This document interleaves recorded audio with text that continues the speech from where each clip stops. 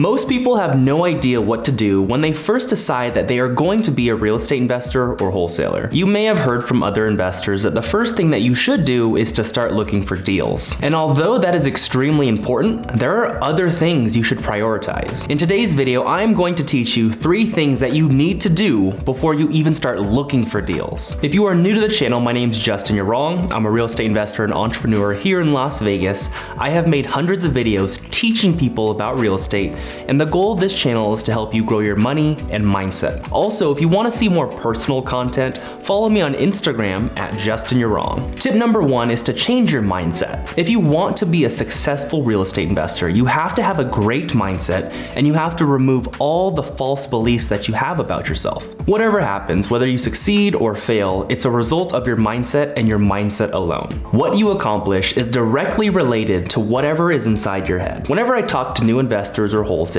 I often hear a lot of limiting beliefs that they say about themselves. I will hear stuff like, I don't have the money to do that, or I need a mentor. And all those statements are simply excuses. Because in order to succeed, you don't need any of those things.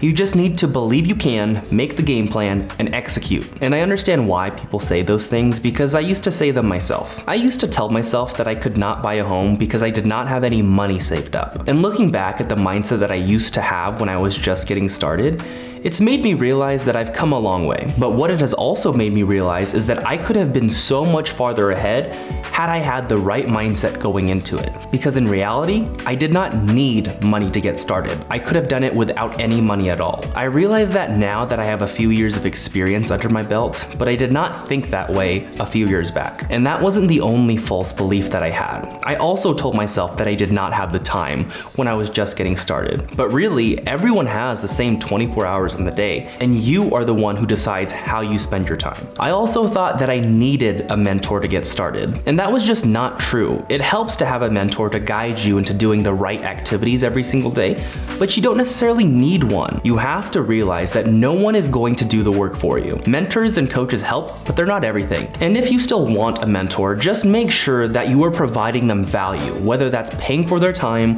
or giving value in a way that you see that they need. But you don't need to pay for coaching or for a mentor. There are so many free resources online that can help you get to where you're trying to go. That is the main reason why I make these videos. I'm trying to teach other people how to do this and how to succeed as a real estate investor to progress them for free. It honestly brings me a lot of joy to see others succeed because of the content I create. Success tip number 2 is to evaluate your risk tolerance. Every person out there has a different risk tolerance, meaning every person reacts to risk differently. Some people can take on a lot of risk and feel comfortable. Other people might take all that risk and feel horrible about themselves. They might start to feel a lot of anxiety or fear for taking on risks. Whatever that tolerance is, you have to realize that if you want to succeed as a real estate investor, you will not succeed if you cannot take risks. If you are not able to take on risks, you will not succeed as a real estate investor. I know that's a bold statement, and I know it might be scary to hear, especially if you are risk averse, if you are scared of risk.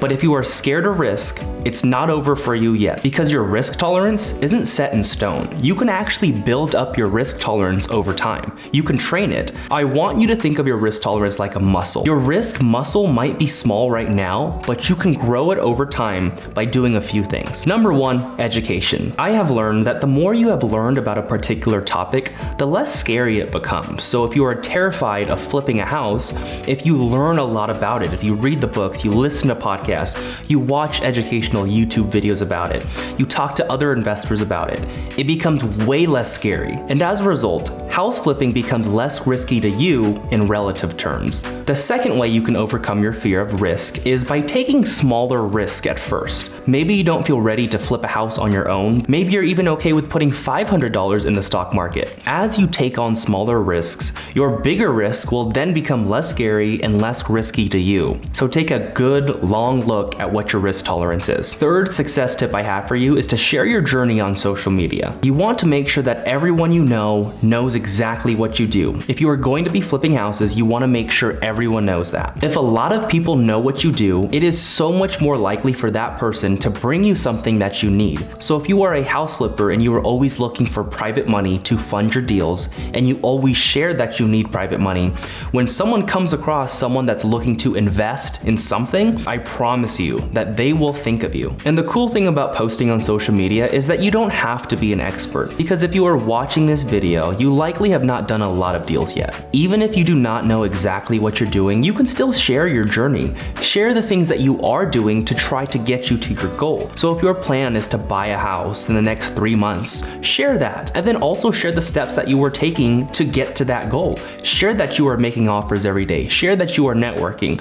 Share that you are visiting all these houses and taking on these seller appointments. Share your journey. I encourage you to be authentic on social media. Just make sure that if you are going to be posting on social media consistently, you have to think about giving value to other people.